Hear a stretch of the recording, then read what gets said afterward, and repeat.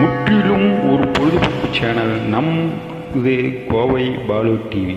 இது ஒரு YouTube channel. இந்த சேனலை சப்ஸ்கிரைப் பண்ணுங்கள், லைக் பண்ணுங்கள், ஷேர் பண்ணுங்கள்.